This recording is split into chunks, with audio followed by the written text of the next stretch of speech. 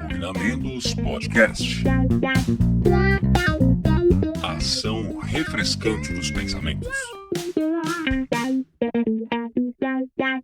Olá, notável ouvinte, vida longa e próspera. Eu sou Fernando Pessotto, psicólogo, doutor em psicologia, um pesquisador do comportamento humano e estamos começando o episódio número 79 do Cognamentos Podcast. E você já sabe que por aqui vai falar sobre saúde mental, cultura, saúde em geral, curiosidades, psicologia e muito mais. Então, se arruma aí no sofá, no carro, na academia, no busão, lavando aquela louça, em qualquer lugar que esteja ouvindo e sinta-se em casa. E para começar, dando aquela força, já segue o nosso perfil lá no Instagram, que além dos posts dos episódios, teremos também outros conteúdos em outros formatos. Já temos as nossas lives toda segunda-feira. Agora estamos nas férias, né? Mas vamos retomar em breve as nossas lives lá em outros formatos, que serão todos informados por lá. Não fique de fora, o nosso perfil é o @cognamentos. E além do Spotify, você também pode ouvir o Cognamentos no Deezer, no Apple Podcasts, Amazon Music, Castbox e também no YouTube. Você também pode conferir todos os episódios e as nossas dicas do Fale-me Mais Sobre Isso lá no nosso site, no cognamentos.com.br. Lá você pode navegar pelos episódios e também acessar os links de cada uma das dicas que os nossos ilustres convidados sugeriram em cada um dos episódios. E como você já é de casa, se quiser sugerir qualquer tema aqui pra gente, é só mandar um direct lá no nosso Instagram, fique muito à vontade. A sua opinião é sempre muito bem-vinda, inclusive vocês vão ver aqui que nós recebemos perguntas. Se você quiser mandar perguntas para os nossos episódios, cada um dos episódios a gente abre para perguntas. E como é que você faz? É só ficar atento no nosso Instagram, assim que eu marcar com o nosso convidado, eu vou abrir uma caixinha de pergunta lá. E você pode mandar e participar. A pergunta também pode ser anônima se você não quiser se identificar. Então, sua opinião é sempre muito bem-vinda aqui no Cognamentos.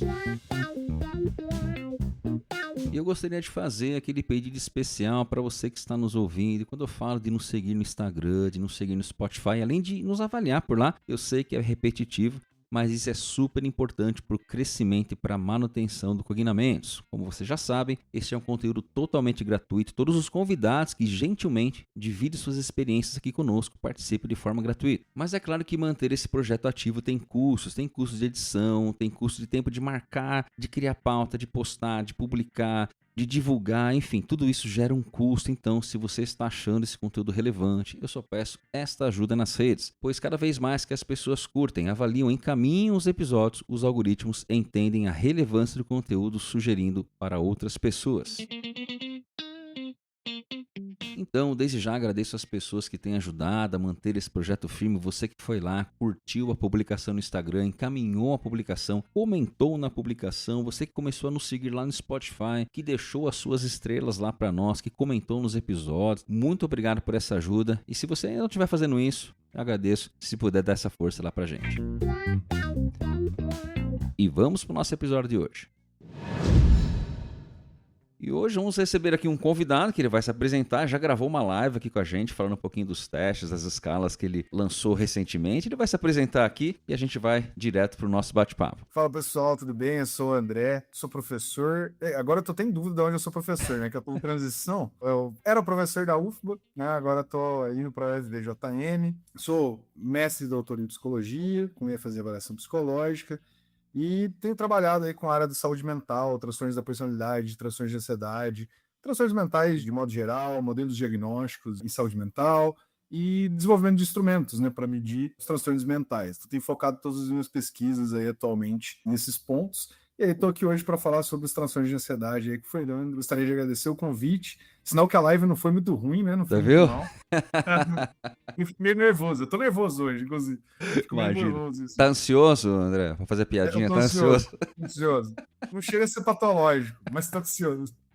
Não, legal demais. Não, na verdade, já quando a gente conversou ali, eu falei, poxa, acho que tá aí um tema, primeiro, super popular, assim, do ponto de vista até do senso comum, né, de pensar em ansiedade e tal, e nada melhor do que a gente conversar com, né, profissionais que estão na área de pesquisa, né, na área de desenvolver ferramentas, porque para desenvolver uma ferramenta, a gente tem que entender o que está desenvolvendo a ferramenta. Né? Então, acho que nada melhor Sim. do que a gente entender dessa perspectiva. Depois a gente acabou se encontrando lá na jornada, que a gente foi dar uma palestra lá, enfim, né? E, cara, acho que a gente poderia começar por aí, né?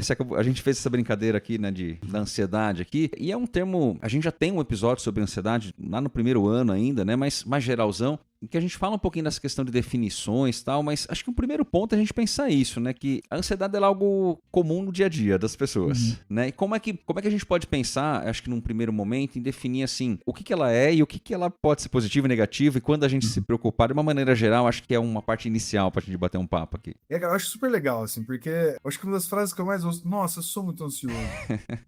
Tá, mas Eu já falei muito isso, inclusive. eu falo isso também, né? No senso comum, assim, eu acabo Sim. soltando essas frases também, né? Mas acho que esse é o ponto. Inclusive, no desenvolvimento de ferramentas, eu tenho encontrado uma certa dificuldade com isso. O que é? Basicamente, uma preocupação que a gente tem excessiva com questões, né, que ainda estão por vir, assim, né? Questões que ainda não aconteceram, que estão por vir no futuro. Essa visão acaba sendo mais negativa, né? Distorcida, que não tem muita pauta na realidade. Por exemplo, eu venho falar aqui com você, né? Eu tava ali, eu tô aqui pronto há meia hora que sentado na minha cama. Então, eu já fico num nível de preocupação mesmo. Nossa, caramba, será que vai ser legal? Será que eu vou conseguir falar bem? Será que eu vou conseguir explicar o que tá na minha cabeça? Que é uma dificuldade que eu tenho, né? Às vezes eu penso um negócio e eu não consigo colocar tantas boas palavras assim. Né? Então é uma preocupação que a gente tem. O que me faz, o que isso me leva? Isso me leva a me preparar, né? A me preparar teoricamente, para ter mais segurança. E aí, vim aqui e desenrolar com você. Eu me preparo muito, igual eu te falei, né? Eu me preparo muito de assim, caramba, eu já estudei muito esse negócio. Né? Eu tô estudando isso aqui, eu já escrevi 300 artigos sobre isso aqui. Vou conseguir. Mas isso é comum, isso é uma questão tranquila, assim, todo mundo acontece. Vai acontecer com todo mundo, umas pessoas menos, outras pessoas mais. Mas essa preocupação, uma visão mais catastrófica, aí a gente já vai partindo para algo mais patológico, né? É uma preocupação catastrófica, uma visão muito negativa, uma antecipação de futuro muito exacerbada, que vai te trazer prejuízo e sofrimento real. Acho que aí é o ponto que eu acho que é bem importante da gente discutir, da gente falar, do quanto que é saudável e do quanto que é patológico, né? Saiu desses mini prejuízos, dessas mini preocupações, que você não tem muito prejuízo, né? Na verdade, pode soar como um gatilho de preparação. Quando sai disso e entra nas questões do sofrimento, de prejuízo relevante, aí eu tô falando de um transtorno de ansiedade. Que hoje a gente já tem essa ideia da dimensionalidade, né, da quantidade, é o nível ali que eu tenho nos sintomas de ansiedade que vão me levar a ser patológico ou saudável. Então, toda vez que eu ouço a expressão, eu sou ansioso, a minha vontade é falar, que bom, porque senão você não estava vivo hoje em dia. Você precisa de um nível de tensão para se movimentar. Eu acho que você trouxe um ponto importante, desculpa te cortar, mas assim, né? Você falou que você estava ansioso e tal, mas você pensa, você se preparou, você já conhece o assunto, e isso não te impede de fazer algo, né? Isso não te bloqueia, isso não te deixa paralisado, tal, mesmo que cause um certo desconforto, que também tem isso também, né? As pessoas, talvez hoje, assim, no senso comum, as pessoas acham que passar por desconforto é algo de outro mundo, é normal que todo mundo passe. Mas a questão é quando isso me impede de fazer algo, né? Acho que daí a gente tá falando de um nível já considerando um nível mais patológico, né? Isso, quando te impede, ou que traz um sofrimento que ele é fora do padrão, assim. Perfeito. Então, uma pessoa, não sei, vou dar um exemplo aqui de novo. Tô aqui hoje, aí ontem eu não conseguia dormir, aí hoje eu não conseguiria comer, aí eu tô falando, eu posso até vir, mas todo esse movimento anterior, de não conseguir dormir, não conseguir comer, não conseguir fazer outras coisas, isso já é um indício de que o seu nível, ele tá te trazendo prejuízo, tá te trazendo sofrimento, a ponto de você considerar a possibilidade de um transtorno, de não ser um nível saudável.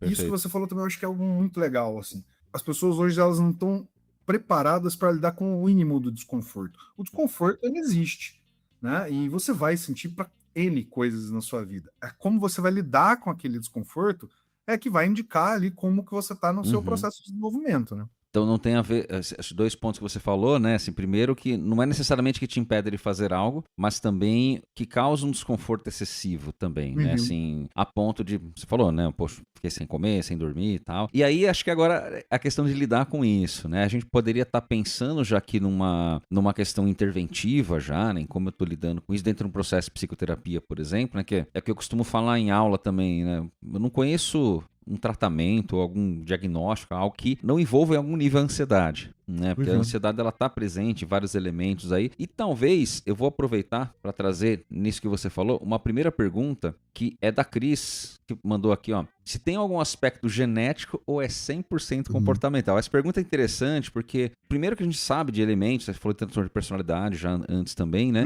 Sabe de elementos genéticos e tal, mas o quanto o meio ali, né? O quanto o comportamento pode estar relacionado a isso, o quanto a gente pode pensar. E eu queria acrescentar uma pergunta em cima dessa da Cris, que é a questão de o quanto isso é considerado dentro das ferramentas, o quanto isso impacta na construção de uma escala, né? Você tem uma das escalas de ansiedade, é uma ou duas que você tem de ansiedade? Eu tenho 3 agora. Ah, são 3. Lançou outra. Ó, então vamos falar das 3 daqui a pouquinho. Mas assim, o quanto isso, essa questão genética, comportamental, o quanto isso impacta, tem que ser considerado na construção de uma ferramenta? Então, assim, então os aspectos, sim, são biológicos, sociais, culturais, questão de desigualdade social, tudo isso está envolvido na manifestação, eu acredito que de todos os transtornos mentais, não é exclusivo dos transtornos de ansiedade ou do nível patológico de ansiedade. Né? Todos esses componentes combinados é que vão aí afetar e indicar qual é o nível, né, que você vai ter nos sintomas de ansiedade.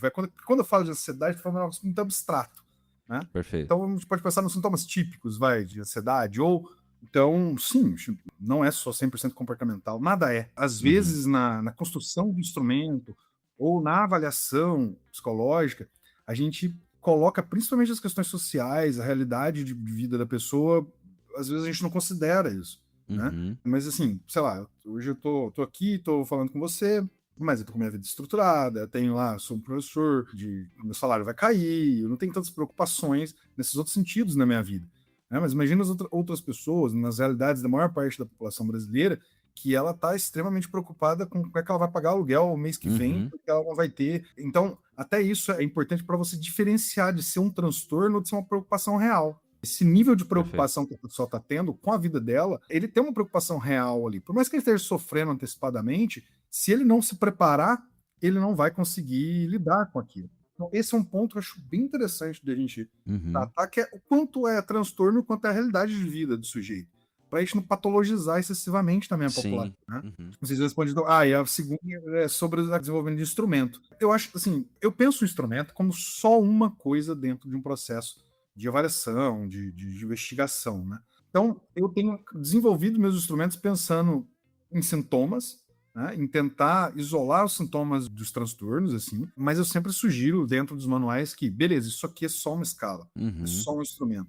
O que você tem que fazer em toda a realidade do seu processo de avaliação é considerar o efeito dessas outras variáveis. É difícil você conseguir medir isso dentro de um instrumento. Talvez você tenha subescalas, alguma coisa nesse sentido. Mas aí eu acho que também é o profissional que é esse protagonista. É o profissional que precisa estar preparado para pegar um caso desse e entender que o contexto de vida daquele paciente é que está fazendo com que ele se comporte assim, não um transtorno em si. Até porque, é o que você falou, a ferramenta, né, o instrumento em si, ele vai ter que ser baseado nos comportamentos, que é o que a gente consegue avaliar. Dificilmente, ou mesmo quando a pessoa faz um autorrelato ali, né, seja nas escalas sobre como ele pensa, tal, não deixa de ser uma expressão do comportamento que ele está emitindo ali. A ferramenta em si não tem como capturar, né, esses elementos genéticos, enfim, né? Mas não que eles não estejam presentes. Acho que é esse um ponto, né? E claro que uma análise clínica, e aí a gente vive falando, né? Acho que a gente conhece o Lucas aqui, né? Então você conhece bastante ele também. O quanto é importante uma análise multiprofissional, inclusive dentro de uma perspectiva dessa, inclusive pensando em questões genéticas, né? Que não é um determinante, né? Nenhum dos dois aqui, mas que tem uma relação. Por isso a importância de fazer uma boa anamnese no meu processo de investigação, né?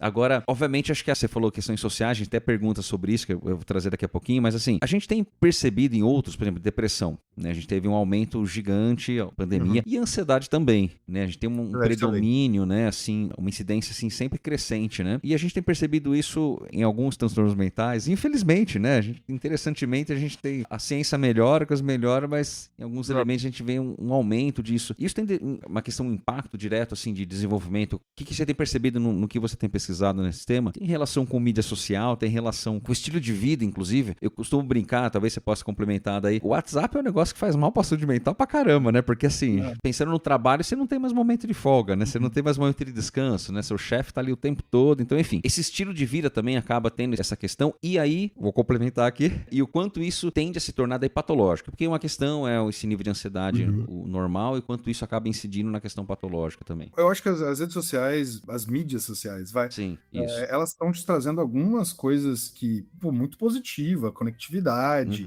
mas ela tá te trazendo também uma questão de comparação que pode te adoecer. Eu tava vendo vídeos aqui hoje no Instagram, por exemplo, eu tô vendendo meu apartamento e eu sou péssimo negociador. Eu não odeio negócio, odeio Você tinha falado, inclusive, tinha comprado recentemente, né? Por causa da odeio, mudança. odeio. Pois é. E eu sou péssimo negociador, eu só quero resolver o meu problema. E eu aceito um nível de prejuízo, inclusive, financeiro. Porque eu ainda falei pro meu namorado, talvez isso não valha a minha saúde mental, cara. Porque eu sou péssimo de negócio, péssimo. Inclusive, não sei como, se meu pai faz negócio, a minha namorada também é super antenada com negócio, assim, e eu sou uma negação. Mas aí eu fui vendo os vídeos, eu fui ver um vídeo uma vez, e aí aparece, caramba, cara, assim, hipervalorização do negócio, hipervalorização do empreendedorismo, sabe? Não que isso não tenha valor, Sim. não é por aí, mas não é para todo mundo. E as pessoas colocam lá, se você não tá melhor de vida, a culpa é sua. É o sistema capitalista que a gente vive, é o que a gente vive, não é uma crítica política. Sim, é o sistema em si. É uma constatação, né? E aí, as pessoas falando, se você tá na merda, se você tá na pindaíba, é um problema seu que você não dedica. Eu tava vendo um cara, vendedor de carro, ele tava assim, quanto que é a parcela que você pode pagar? O cara, 1.500. Ele falou assim, eu tenho uma parcela aqui para você de 1.800. O que você faz depois que você sai do trabalho? Por que você não faz Uber? Se você fizer Uber, você paga esses 300 a mais aqui. Eu falei, gente, eu queria abrir um processo contra o cara. Porque como assim, cara? Então, eu acho que nesse ponto das redes sociais, o que está alimentando também é essa questão do você não está se dedicando o suficiente. Você pode trabalhar 70 horas, 80 horas por semana. E eu acho que tem dado essa ilusão para as pessoas de que todo mundo consegue ascender socialmente, considerando o teu nível de esforço. Pô, não é assim, cara. Não é assim. Você tá falando isso, eu lembro do Choque de Cultura. Não sei se você chegou a adoro. essa. Maravilhoso, enfim. Informação. Mas que num dos episódios eles falam, faz essa brincadeira. Eles têm umas críticas fantásticas, assim, né? Dentro do humor ali. Mas ele fala, e se nada der certo, você vai lá, você vira Uber e graças a Deus você tá subempregado pro resto da vida, né? Então, assim, e é essa a realidade, né? Assim, é uma questão muito de, que você só se esforçar, né? Desconsiderando todo o contexto que isso tá em volta. Mas você falou uma coisa aí, André, acho que é legal. O nosso público aqui predominantemente são pessoas da psicologia ou estudantes, né? Mas a gente tem público fora da área de saúde, fora da psicologia, né? E acho que um dos pontos que a gente pensa é como lidar, né? Você falou assim, às vezes eu prefiro assumir o prejuízo financeiro para não assumir um prejuízo em saúde mental. Quando eu saí do instituto, né, eu era sócio do instituto há um tempo atrás, tal, e foi uma das questões foi uma decisão que eu tomei. Eu tomei um prejuízo assim financeiro, né? Eu sei que não foi tão como eu gostaria, mas eu falei assim, eu prefiro estar em casa com a minha família, eu prefiro estar bem com isso, eu prefiro assumir esse BO, e pra mim foi a melhor decisão que eu tomei, assim, né? Não me arrependo de forma alguma, porque fiquei mais tempo com a minha família, continuo fazendo o meu trabalho, desse ponto de vista, assim, eu tenho uma gestão uma liberdade muito maior, né? Gestão do trabalho, assim, mas claro que eu tenho que trabalhar. Então, assim, é isso. Mas é uma questão que você trouxe do quanto você vai lidar com a consequência disso, né? E uma questão que sempre vai ter algum tipo de prejuízo, sempre tem algum ponto. Não é assim, tomei a decisão que foi a decisão certa. Eu trabalho muito isso com paciente na clínica. Não tem decisão certa. Porque você pode tomar uma decisão hoje que daqui 1 mês, 2 meses, 1 ano, você fala, nossa, se eu tivesse tomado outra decisão seria melhor. Mas você só sabe disso agora, depois de 1 ano, com um monte de informação que você não tinha na época. Não é justo você se cobrar por algo que você não sabia, né? Então acho que é um pouco nessa perspectiva também, né? De entender, fazer a escolha e conviver com o ônus e o bônus. Isso, exatamente. Cara, eu não costumo olhar muito para trás nas minhas decisões, não. Eu não penso muito para tomar a decisão. Vai, faz. Eu tomo a decisão que eu acho que eu tenho que tomar e eu não olho muito para trás depois, não, sabe? E, pô, acho que foi bem acertado, assim, na minha vida. As decisões são bem tomadas, assim. E aí, isso que você falou, tem muita decisão hoje que você toma na sua vida que tem um encargo emocional muito grande. Para mim, teria, né? Eu acabei não vendendo apartamento por enquanto, mas, assim, eu tomei a decisão de que, se precisar, eu não vou trocar minha tranquilidade de dormir por causa de um valor pequeno, assim, nem um valor pequeno para minha realidade hoje, né? Se fosse 5 anos atrás seria um valor que eu nunca abriria mão. Sim. Não, e outra, às vezes quando você fala valor pequeno, né, pra quem tá ouvindo, assim, não tem a ver com valor monetário simplesmente, né? Acho Não. que tem o que tá em volta, o que tá em torno. Como a gente tá falando aqui, uma decisão que ela não vem só com um aspecto, né? Tem uma história atrás disso, né? Tem um contexto atrás disso. Acho que tem mais o que resta, né? Porque o dia a dia é o que você vai viver depois, né? Então, ficar carregando isso, acho que um ponto que você trouxe. Não fica olhando pra trás e revendo, não, né? Então, bora pra Não frente. faço isso, cara. Eu acho que essa é uma das características que a gente tem, que as redes sociais têm te julgado muito, assim. Ninguém posta coisa ruim. Pois Ninguém é. posta coisa. As pessoas postam uma vida perfeita, as pessoas acabam se cobrando. O bullying, né? Cyberbullying também, acho que é uma coisa, principalmente para adolescentes, que tem sido complexo, assim, para questões de saúde mental nessa faixa etária. Então, eu acho que assim, eu tô demonizando as redes sociais, acho que ela é fantástica, as mídias sociais. Pô, faz com que a gente esteja aqui agora, podendo discutir um Pois é. assunto, uma abrangência muito maior que se eu tivesse aqui presencial conversando com 6, 10 pessoas. Né? Então, é muito bom, mas tudo tem a parte do mau uso, né? Que eu acho que tem sido feito. Assim. Perfeito. E aí, eu vou até. A gente meio que parcialmente respondeu uma outra pergunta que a gente recebeu do Rodrigo, que gravou aqui com a gente, nosso penúltimo episódio, inclusive. E ele falou como as desigualdades sociais impactam nas questões de saúde mental e ansiedade. A gente falou um pouquinho de mídia, de rede social, que já impacta, mas aí você já tinha trazido um pouco essa questão de realidade, né? Porque assim, a gente sabe que o Brasil, quando a gente vai desenvolver um teste, né? Eu acho que esse é um ponto legal pra gente falar da sua experiência no desenvolvimento das escalas. Queria até que você falasse um pouco nessa linha de dimensões, enfim, pegar uma ou um conjunto aí do que elas estão avaliando, assim, em termos de fator, em termos de dimensão, mas a gente discutiu isso no segundo episódio, quando a gente lançou Cognamentos, com o Evandro, inclusive, e com o Lucas, quem gravou foi eles dois, sobre testes psicológicos, né, sobre se testes psicológicos funcionam, e um dos desafios é justamente a abrangência nacional. A gente discutiu isso quando a gente estava almoçando lá no evento, inclusive, nessa dificuldade de você gerar uma norma, para quem está ouvindo, talvez não está tão familiarizado, mas uma tabela que represente a população brasileira como um todo é muito difícil, porque é uma população muito diferente. Considerando essa questão, então, o quanto uma ferramenta vai conseguir ter essa sensibilidade, né? Porque a gente sabe, parcialmente a gente respondeu essa pergunta do Rodrigo, que sim, né? Essas diferenças sociais, elas têm um impacto direto, não só na intensidade, mas na gestão emocional também, né? Ainda mais se você pensar que, infelizmente, o SUS oferece quase nada ou nada de avaliação psicológica, por exemplo. Praticamente nada, né? Psicológica, né? Então, o próprio acesso já é uma questão muito elitista. E o Evandro, eu sempre converso muito disso com o Evandro, porque eu venho de uma origem pobre. Assim. Então, com o Evandro, eu consigo me identificar muito de poder falar sobre isso. Assim. Quanto que a gente rompe algumas barreiras na vida, então, acho muito, muito massa, assim, quando a gente discute sobre isso. Mas os testes, eles já estão dentro de uma realidade muito, infelizmente, de pouco acesso. Sim, isso é verdade. E a culpa não é da psicologia, sabe? Eu acho que a psicologia não tem que resolver esse problema. Tem que resolver esse problema o governo. São os governos. Às vezes, eu estava vendo nas redes sociais, inclusive essa semana, uma crítica ao valor da avaliação psicológica. Mas, cara, o profissional, ele também talvez esteja inserido na parte mais pobre da população. Assim, não da mais pobre, obviamente, mas numa parte que tem que fazer 10 empreendimentos a R$30 para sobreviver, para pagar os custos. O teste é caro. Então, nem todo mundo consegue ter um consultório com os testes que necessitam para um processo de avaliação. Tá? Mas, assim, acessar o público é muito difícil. A gente tem um público hoje que responde às pesquisas que são coletadas nos testes. Obviamente que a gente tenta criar meios para diminuir isso, mas de universitários. Geralmente você pega os manuais, são os universitários. São pessoas... Pega os alunos que você está dando aula, pede para responder. Claro que você tem ali realidades financeiras muito diferentes. Realidades de vida muito diferentes.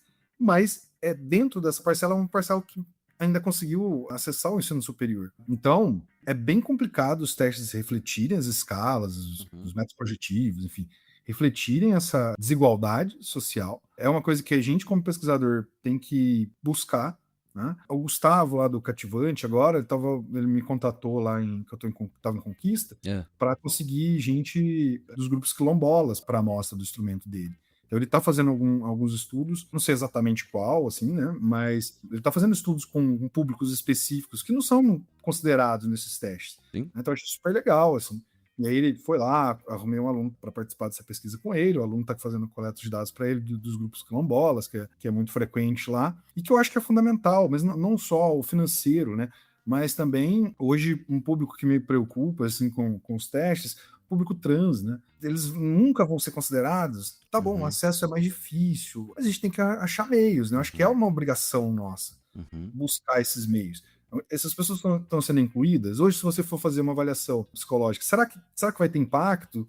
Porque a gente sabe que o público trans enfrenta uma dificuldade talvez dentro da própria comunidade, né? Dentro da própria comunidade. Sim. Até que ponto que a saúde mental dele já não vai estar bem mais prejudicada por conta do contexto?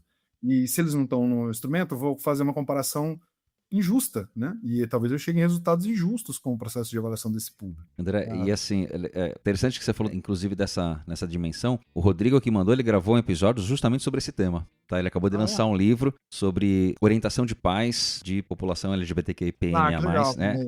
A gente tem falado, né? No nosso último episódio a gente falou disso, e a gente abordou essa questão porque eu tenho hoje, se não me engano, tenho 4 ou 5 alunas mulheres trans em sala de aula, e eu dou aula de avaliação, de TCC e avaliação. Eu sempre tenho essa pergunta, não de hoje, né? Mas eu sempre tenho essa pergunta, eu uso qual tabela, né?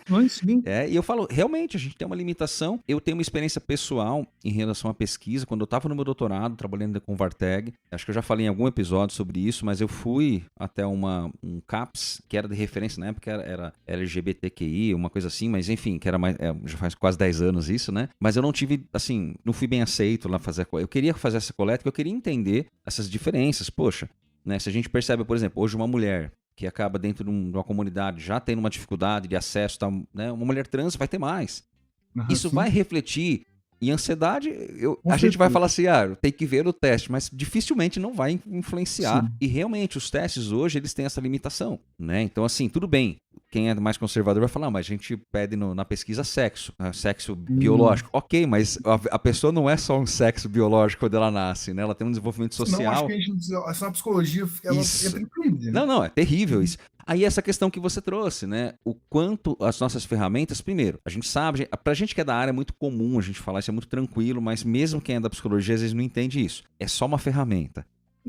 Ela é só uma ferramenta, a análise clínica e tal, ela é mais importante, né? E quando a gente fala só uma ferramenta, eu não estou menosprezando a ferramenta, né? É um elemento, né? Mas acho que isso que você falou é uma dificuldade, não só nesse ponto da própria orientação sexual, do impacto social que isso tem, né? E as ferramentas não abarcam isso, de populações, muitas vezes, de baixa renda, que não vão, às vezes, não têm acesso também, nem à avaliação, né?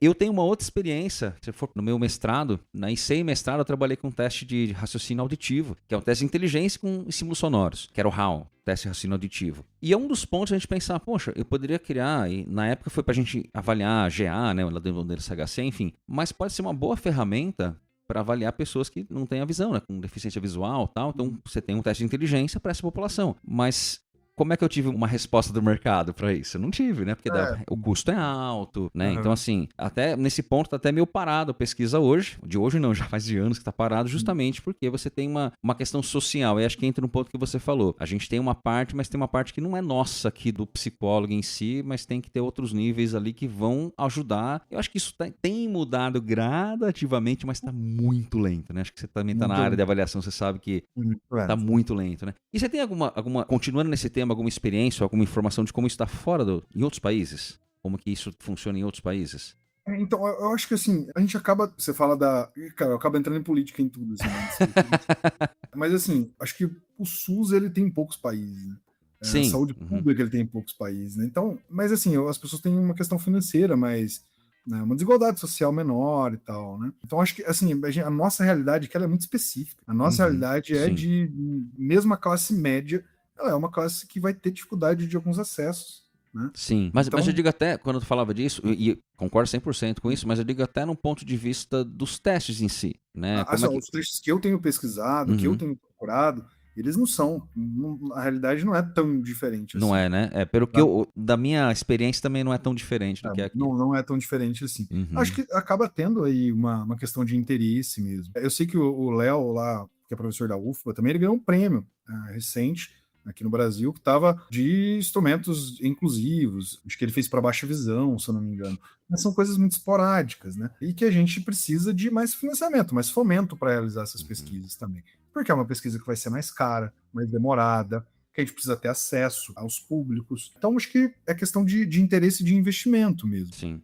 E tentar, sim, fazer produtos que podem não ser comercialmente rentável para as editoras, pode não ser para o autor, sei lá, pode abrir mão lá dos seus ganhos, mas tentar criar instrumentos que sejam mais inclusivos, né? Uhum. E aí, voltando, acho que para esse ponto, né? A gente está aqui falando de ferramentas, para quem está ouvindo, porque a gente está falando de ansiedade. E é um dos pontos que, talvez, assim, em qualquer investigação clínica, a gente vai precisar investigar em algum nível de ansiedade, né? Em algum nível ela está presente, né? Como eu estava falando antes. Então, assim, a gente começa desse viés que as ferramentas, sim, elas têm uma limitação, como qualquer ferramenta. Como eu falei, a gente que é da avaliação, isso não é... Quando a gente pensa lá em fidedignidade, o E igual a V mais E, né?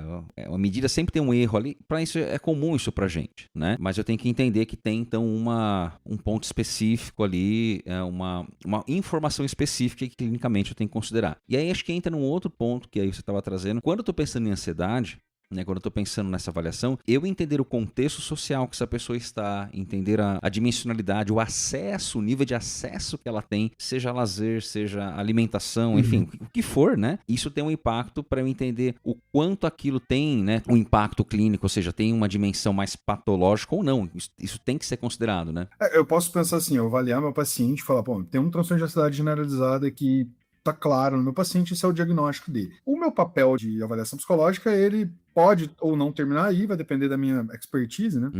Ele é o atendimento, você vai encaminhar para outra pessoa. Agora, eu tenho que ter a noção, como clínico de intervenção, que eventualmente os resultados com esse paciente, eles vão ser menores, porque ele tem uma realidade que eu não consigo tirar ele, né? Perfeito. E às vezes a gente, no clínico, a gente quer alcançar um padrão incrível de resultado, só que a realidade, o paciente sai do consultório, ele vai lá uma hora por semana, quando ele sai do consultório, ele volta para a realidade de vida dele, né? Então, sim, a gente pode ajudar esse paciente, né, a conseguir criar recursos para lidar melhor com aquelas situações. Mas é muito difícil você ignorar que o contexto de vida dele é adoecedor, né? Então, acho que isso é bem importante de ser considerado, né?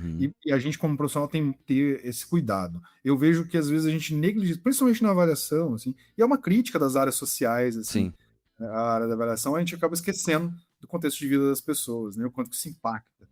Isso serve para depressão, serve para os transtornos de ansiedade. Aí vira um testólogo, né? Vira um aplicador de teste, né? Um testólogo, com certeza. E deixa eu aproveitar que você está falando, então, a gente está falando dessa dimensão, das dimensões, pensando em dimensão clínica. Quem está ouvindo, quem é da avaliação, quem não é, nenhum teste vai captar isso. O teste capta. Eu falei, inclusive, lá no evento que a gente estava, qualquer teste é burro, tá, gente? O teste não sabe o que ele está fazendo. Ele só sabe, assim, avaliou isso aqui, ó. A pontuação é essa. Quem vai contextualizar isso é você, que é o clínico, né? Ele não vai saber fazer. O teste não sabe o que está acontecendo com a vida da pessoa, ele só sabe o desempenho dela dentro daquela escala numérica.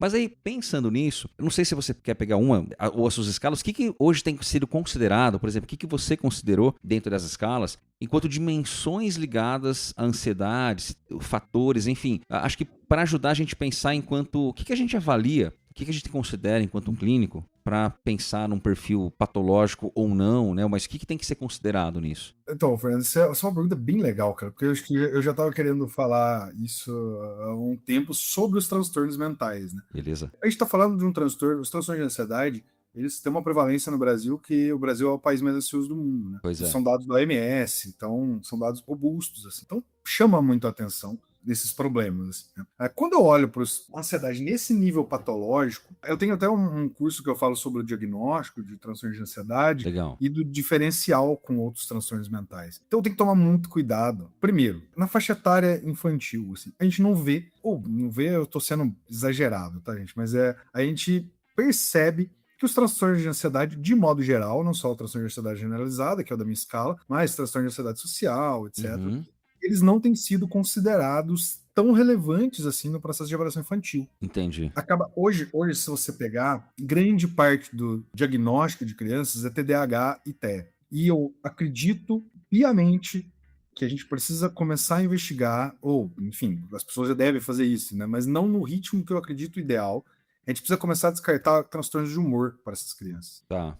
E eu acho que a gente tem uma outra coisa que é o viés de confirmação do processo de avaliação que tem me preocupado muito como professor. A gente tem que investigar, a gente não tem que correr atrás de confirmar a minha hipótese. Não só confirmar aquilo que chegou, mas entender. Isso. Eu tenho percebido, assim, pelos cursos que eu dou, pelas coisas que eu converso, assim, pelos estágios que eu dou, que a gente tem esquecido que os transtornos de humor, eles acometem as crianças. Então, déficit de atenção é um sintoma compartilhado basicamente por todos os transtornos mentais. Então, quando eu tenho déficit de atenção, eu não posso parar minha avaliação de TDAH. Isso sendo, obviamente, muito pobre aqui na minha fala, só para exemplificar. Mas eu preciso olhar para os transtornos de humor. Uma criança que tem um nível de ansiedade muito alto, ela não vai conseguir se concentrar. Ela não vai conseguir ter um desempenho acadêmico tão bom quanto esperado. Ela vai ter problemas de relacionamento. Né? Então, eu tenho que olhar para os transtornos de ansiedade, transtornos depressivos, né, como uma hipótese de diagnóstico e investigar. Né? Eu não acho que todo TDAH é ansioso, né? Não é necessariamente isso, apesar de a ansiedade ser transversal a esses diagnósticos. Uma criança com TDAH, provavelmente ela vai ter um nível de ansiedade também elevado. Mas ela pode não ter TDAH, ela pode ter só o transtorno de ansiedade. E eu acho que a gente precisa investigar mais isso. E eu desenvolvi o teste infantil pensando exatamente nisso. E agora estou organizando um livro, junto com a Tati Meca e a Victoria, da Sociedade Brasileira de Neuropsicologia. A gente está fazendo isso nos modelos dimensionais, lá do RITOP, enfim. Então, isso me deixou muito, sabe, com a cabeça assim. Eu fui num evento também de neuropsicologia, falar exatamente sobre isso. Gente, quanto que a gente está investigando transtornos da personalidade aqui? Quanto que a gente está investigando transtornos de humor? Eu não quero falar que não tem, mas eu preciso investigar. Será? Quanto estou envolvendo as questões sociais mesmo? Será que essa criança, esse adolescente, ele tem um TDAH ou ele não tem perspectiva de que ele vai ter oportunidade de estudar, então ele não vai depositar a energia dele no estudo, ele vai depositar a energia dele em outra coisa, sabe? Então eu desenvolvi o instrumento pensando nessas diferentes nuances. E aí, para mim, para avaliar, o que eu tenho em comum das 3 escalas, eu tenho uma de criança, que é heterorrelato, né, para transtorno de ansiedade generalizada, específico. Tem um de adolescente, tem um de adulto. Obviamente, cada um vai ter suas particularidades. Mas o que eu tenho de central nessas escalas, e que eu pesei bastante a mão na criação de itens, é o núcleo central dos transtornos de ansiedade, que é uma preocupação excessiva, que não está com base na realidade, que é exagerada, na verdade. Que a pessoa não tem evidência de que vai acontecer, do quanto que ela está antecipando o futuro, uma visão negativa desse futuro antecipado, e que está trazendo sofrimento e prejuízo para ela momentaneamente, algo que pode não acontecer ou que tem uma probabilidade muito baixa de acontecer. Né? Então esse é o núcleo central de todas as 3 escalas de ansiedade, porque eu acho que isso também serve como diagnóstico diferencial. Quando eu estou falando de um transtorno de humor, eles compartilham basicamente 80% dos sintomas. Estou falando de transtorno depressivo, desculpa. Eles compartilham todos os sintomas. Só que qual que é o núcleo central do transtorno de ansiedade? Essa preocupação, né? Antecipação, etc. O do depressão é o humor depressivo. Eventualmente, ela pode ter os dois. Eu posso ter um transtorno comórbido aqui. Sim. Não necessariamente. E eu preciso observar se ela é comórbido ou se eu só estou pegando sintomas que são complementares e fazendo um diagnóstico de 2 transtornos diferentes, sabe? Então eu vou olhar, o núcleo central do meu paciente é um humor mais deprimido ou é essa antecipação de futuro excessiva? Uma outra coisa que eu acho que é interessante, os pensamentos acelerados por si só não é uma questão de transtorno de ansiedade. Isso pode ser alguma outra coisa. Então a gente tem que olhar, tá, esses pensamentos acelerados trazem esse núcleo central do funcionamento de um paciente ansioso. Eu preciso ter esse núcleo central, senão eu estou falando de alguma outra coisa. Eu não estou falando do transtorno de ansiedade em si. Então, esse cuidado que a gente precisa ter de olhar para esses núcleos. E aí sim, quando eu desenvolvi os meus instrumentos, eu peguei o que tinha no mercado e eu queria fazer um instrumento que pudesse fornecer um profissional uma visão mais específica do paciente, para saber como que o paciente funciona mesmo. Para além de... Eu não criei o instrumento para dar diagnósticos, eu criei o instrumento para níveis, né? Aí o que eu falei? Eu quero dar um resultado geral, igual às escalas que já existem. Uma escala geral, um nível geral de ansiedade generalizada. Então, eu tenho só, isso é o principal resultado que eu tenho que observar das escalas. Então, eu vou ter lá o meu nível geral de TAG. Só que eu tenho fatores específicos, onde eu consigo observar, por exemplo, quais são desses conjuntos de sintomas que a CID-11 traz para o transtorno de ansiedade, desatenção, irritabilidade ali para criança e adolescente, enfim, aquele rol de sintomas complementares, quais são os sintomas específicos que está aumentado no meu paciente? Então, porque eu tenho um paciente que pode ter um nível elevado de TAG, mas ter, sei lá, dificuldade do sono mais acentuado do que dificuldade de concentração, do que irritabilidade. Então eu consigo olhar para o meu paciente e entender melhor a manifestação do transtorno na vida dele. Essa foi a premissa de que quando eu tive a ideia de construir as EAGs lá, de como que eu ia contribuir clinicamente com o meu instrumento, para além dos instrumentos que já existiam, que eram unifatoriais, que traziam esse score geral. Não estou dizendo que o score geral não é importante, tanto que eu mando para mim, né? Mas o que eu queria era falar, eu quero que o profissional, quando vai usar as minhas escalas, ele consiga entender melhor a manifestação do transtorno no paciente dele. Não só saber se o paciente dele tem nível elevado, baixo, ou... Não é esse o ponto. Eu quero que você reconheça a manifestação do transtorno no paciente, sabe? Até porque, se a gente faz uma analogia, André, do que você está falando, com uma questão de inteligência, né? Quando eu aplico uma escala de inteligência, eu não quero saber o QI da criança, não quero saber o QI da pessoa. Até porque a expressão QI, assim, o conceito QI já tá ultrapassado, a gente sabe disso, não é... A gente ainda fala, ainda usa, mas assim, eu tenho que entender o perfil cognitivo para daí pensar numa intervenção, pensar num autismo, por exemplo. Porque se a inteligência não é um critério diagnóstico, por que eu estou avaliando? Porque eu tenho que entender que eu vou fazer uma intervenção lá. E pensando na ansiedade, da maneira que você trouxe, né? Eu que atendo muito paciente na clínica, a ansiedade dificilmente ela não está presente em alguma forma. Não estou falando do transtorno, mas a ansiedade em si. Mas pensando em transtorno, né? Você tem, como você falou, a questão da manifestação da sintomatologia ali. Então, assim, a ação, a intervenção, ela vai ser focada justamente no que faz sentido dentro do perfil específico desse paciente. Então, para além de uma pontuação total, você tem aí um perfil de onde está se manifestando mais, e aí vai ter a ver com questões de histórico da pessoa, do contexto social que ela está, você tem uma série de questões para pensar, né, o que está prevalecendo ali na ansiedade, no transtorno dessa pessoa, né? E tem a questão da ansiedade ser um traço ou estado, né? Perfeito. A ansiedade, ela pode ser uma característica de personalidade que a pessoa tem.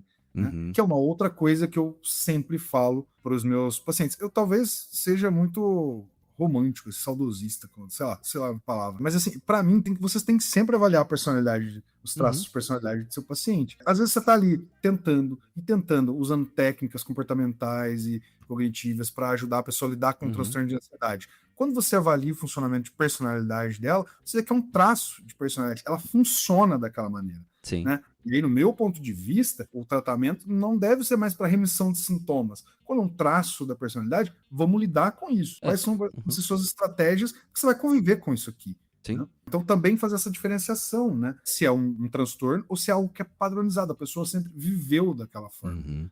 E aí, como eu te falei, eu tô muito ansioso. Só que eu não tenho a menor vontade de diminuir meus níveis. Porque isso me movimenta muito. Para mim, ela é saudável no ponto que tá. E eu acredito que seja um traço de personalidade, no meu caso. Porque eu sempre fui assim.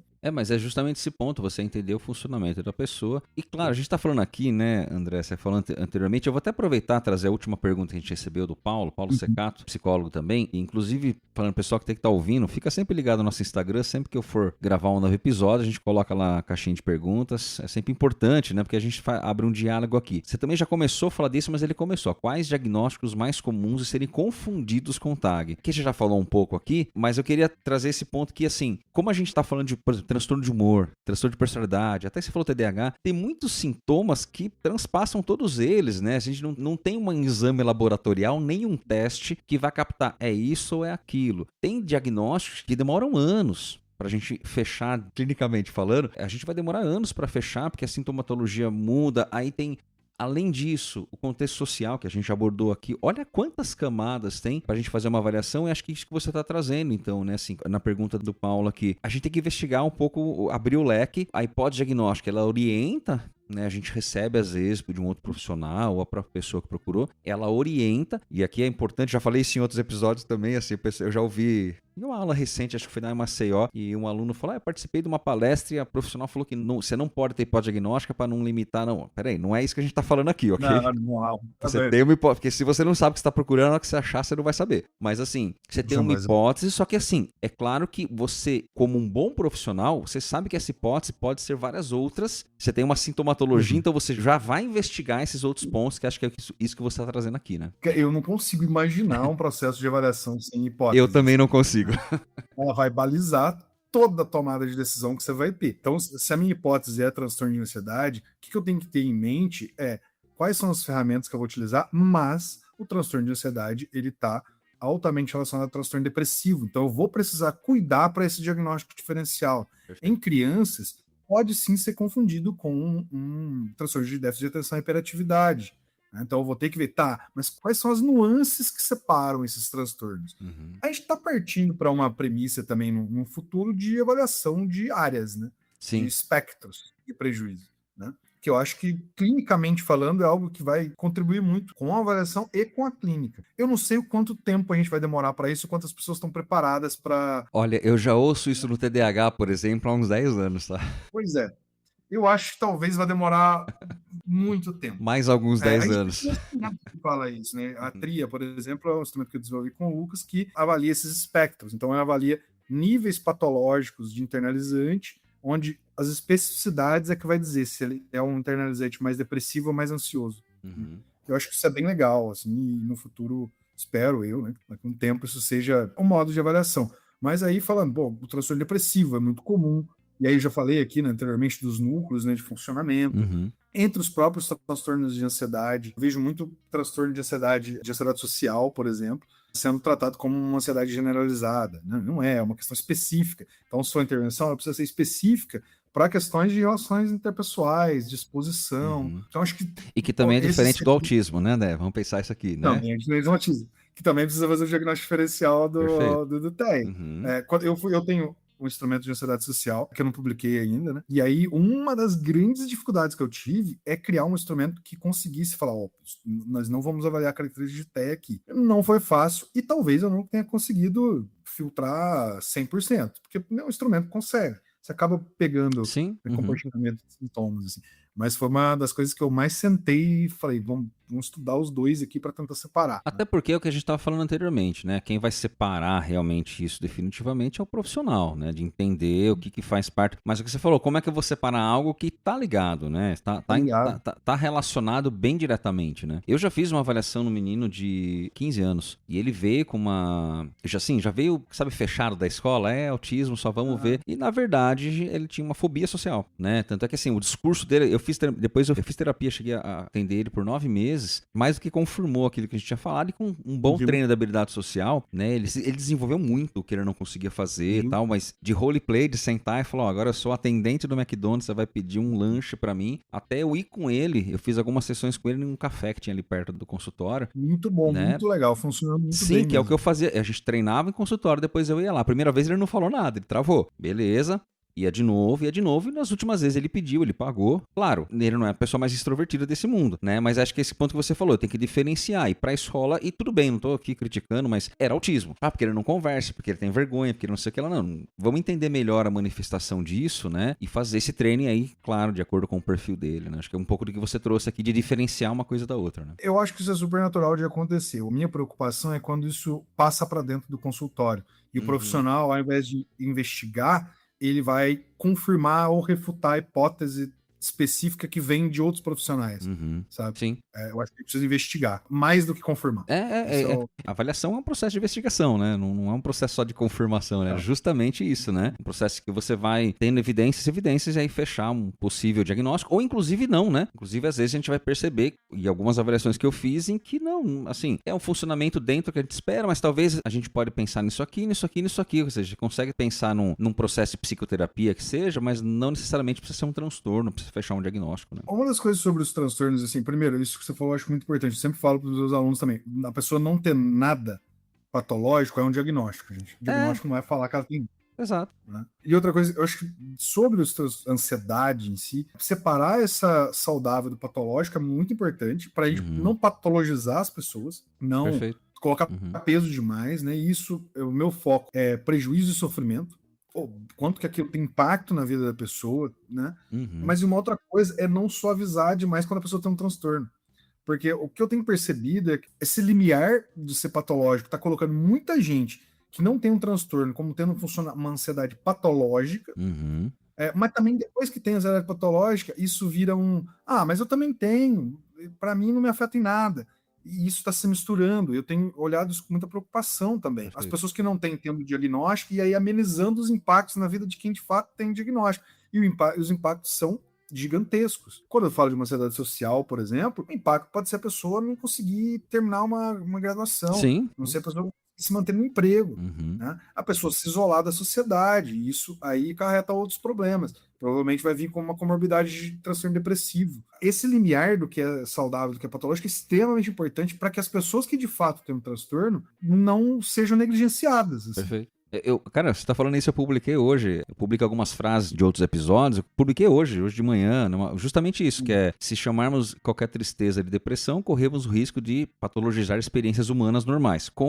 Em contrapartida, se ao mesmo tempo a gente chamar de depressão só de tristeza, a gente vai minimizar um sofrimento real. E aí, assim, né? E, de novo, a gente vai voltar a falar. Isso é um resultado de uma análise clínica. Não tem nenhum teste, nenhum exame. E, às vezes, isso não é de uma hora para outra. Isso depende de um processo, da gente entender E por isso a avaliação, né? A gente tem demanda. Dá pra você fazer a avaliação em uma semana, porque tem um pré. Não dá, não tem como. Eu preciso entender o funcionamento, inclusive a linha de base dessa pessoa, para conseguir entender o funcionamento saudável ou não dessa pessoa, né? Assim, eu bato muito nessa tecla, eu sei que a gente tá falando, né, um episódio especificamente de ansiedade, mas eu não consigo separar isso de nada, né? Normal. É o quanto que o protagonismo, eu sou desenvolvedor de teste, eu acho que quase todas as minhas pesquisas atualmente são voltadas a isso. Mas eu tenho um compromisso com o paciente, eu tenho um compromisso com a profissão. O protagonismo do processo de avaliação tem que ser do profissional. É ele ele é o diferencial no processo de avaliação. Não é a minha escala, não é a escala de ninguém. Assim. Então, acho que a Denise Bandeira tem um artigo dos psicólogos válidos. Às vezes a gente preocupa muito com criar testes com evidências de validade legal, mas a gente esquece quem vai usar isso, né? E assim, eu acho que as formações clínicas elas precisam evoluir em alguns pontos, assim, principalmente em como estudar os casos. Não sei, assim, a gente estuda casos onde é muito nítido o que a pessoa tem. Eu tô falando aqui do fazer o diagnóstico diferencial, parece que é uma coisa à toa. Não, pensamentos preocupantes, etc. Humor, mas, cara, você faz, na vida está tudo misturado. Sim, Você separar isso, conseguir entender isso é um desafio gigantesco. É o que eu falo com os alunos, né? Quando a gente está fazendo estudo de caso, você está estudando depressão, eu vou dar um estudo de caso sobre depressão. Se é ansiedade, eu vou dar... Fica fácil de você entender, mas na hora que você chegar na clínica, você não sabe o que vai vir. Você vai ser o responsável por fazer isso. Exato, né? E aí você falou, é fantástico isso realmente, porque quando a gente fala de evidência e validade, quando a gente trabalha a questão da evidência, ela não é do teste, né? Ela é da tomada de decisão, né? A evidência e validade não é do teste. Mas, obviamente, o teste precisa ter uma condição mínima de funcionamento, tá? Mas, assim, isso que você falou, depende muito, inclusive, de eu conseguir entender o que o teste está me dando para pensar clinicamente a partir dele, né? É muito mais abrangente, né? Evidência de validade devia ter os SATEPs, devia ter os profissionais lá, né? Assim, ó, uma listinha de profissionais com evidência de validade, né? Uma preocupação clínica, né? Exato. A gente, obviamente, um dos pontos é tentar pensar em especializações e tal, mas mesmo assim, né, é muito profissional, é muita abrangência, né, difícil até eu fiscalização. Acho que a supervisão é o caminho, sim, sabe? Para isso. Claro, você ter a especialização, acho que ela não está errada, ela coloca a pessoa na habilidade técnica dos instrumentos, sabe? E eu acho que a gente precisa da cultura de supervisão um pouco mais forte, assim. Acho que isso é bem importante para o desenvolvimento profissional nessa área. Né? Sim, perfeito. Todas as áreas, na verdade. Estamos falando dessa especificamente, mas qualquer uma. Talvez uma coisa que eu pudesse deixar assim, para as pessoas aí curiosas e que quiserem dar uma olhada é o futuro mesmo desse tipo de avaliação. Olhar para esses modelos dimensionais, onde vão tratar desses espectros, que eu acho que vai facilitar muito a nossa vida como avaliador e também no quanto que vai facilitar os processos interventivos de interpretação dos impactos na vida das pessoas. Então, como o RETOP lá, né, o modelo dimensional, que vai entender esses transtornos mentais numa perspectiva menos fragmentada, porque quando você pega o DSM, a CID, isso é fragmentado, né? É bastante fragmentado. Mas você pode perceber que os transtornos de ansiedade, os vários que tem, ele tem um núcleo comum. O núcleo dele é comum, mas ele tem as suas especificidades. Sim. Mas 80% dos sintomas são comuns, assim. Então, olhar para isso também, olhar para a abordagem transdiagnóstica, né? Entender que em muitos casos não é comórbido, como você mesmo já destacou. A ansiedade ela é transversal a basicamente todos os transtornos mentais. Então, é uma complexidade, na verdade, né? Não é tão simples como os estudos de casos indicam. Né? Fazer estudo de caso em faculdade é uma coisa, né? Você vai para a clínica, até porque é um livro aberto, né? Assim, você vai entender, você que vai agrupar as variáveis, você que vai fazer isso, não é o professor que está te dando isso, né? E claro que eu acho que essa questão dessa própria perspectiva dimensional, né? Embora eu acho que a gente tem clinicamente, acho que ele é mais interessante, acho que ele é mais relevante, sei lá se eu posso falar dessa forma, mas ao mesmo tempo ele é mais desafiador para o profissional, né? Que assim, ele tem que entender, vai demandar mais daquela evidência de validade do profissional, né? Vai demandar mais de eu entender justamente, de eu qualificar, eu costumo falar isso, tem que qualificar a informação quantitativa, né? De qualificar aqueles elementos na vida daquele paciente, para daí pensar se é uma questão dimensional ali, para pensar em como isso está afetando a vida daquela pessoa e tudo está em torno ali, né? Então, eu acho também mais interessante, eu acho clinicamente mais interessante, mas é mais desafiador, inclusive para a formação, aí a gente sabe que formação, assim, né, na profissão, no Brasil a gente tem uma série de defasagens, assim, né, e limitações, não por causa dos professores, mas de, enfim, matrizes, e acho que a conversa aqui iria longe, né?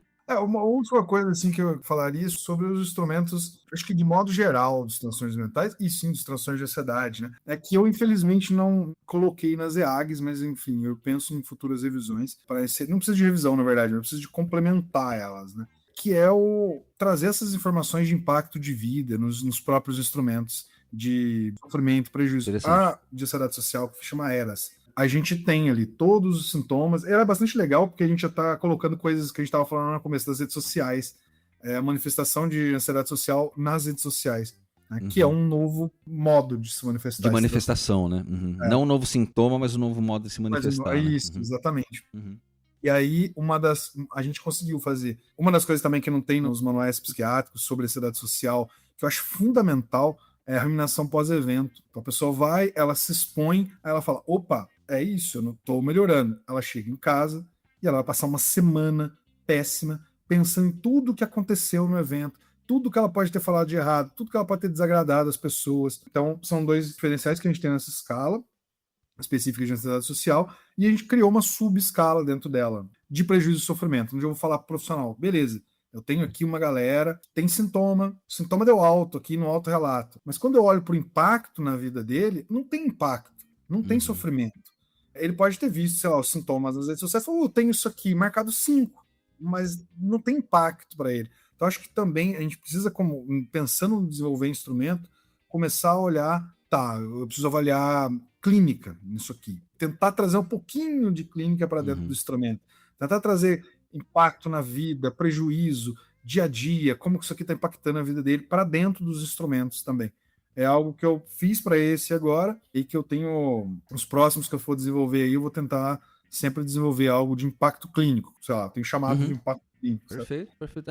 Se a gente tem se a gente vai mapear, se a ferramenta consegue mapear algum ponto nisso, claro, a gente já falou aqui, decisão clínica é importante, mas as ferramentas abarcarem isso, não tem como a gente fugir disso mais, né? Assim, a questão clínica, que é o que caracteriza tecnicamente aí a questão do transtorno em si. Mas, enfim, a gente sabe que uma horinha aqui não dá pra gente falar tudo, né? Então a gente vai pra nossa última parte aqui, nossa sessão de dicas, que é o Fale-me Mais Sobre Isso. Aquela frase que a gente aprende na faculdade, né? No primeiro ano de faculdade. Então, se alguém quiser se aprofundar, enfim, ler alguma coisa a mais, assistir alguma coisa a mais, ouvir alguma coisa a mais, se você tem alguma dica, né, pro pessoal que possa aprofundar aí, eu vou falar duas rapidinhas aqui.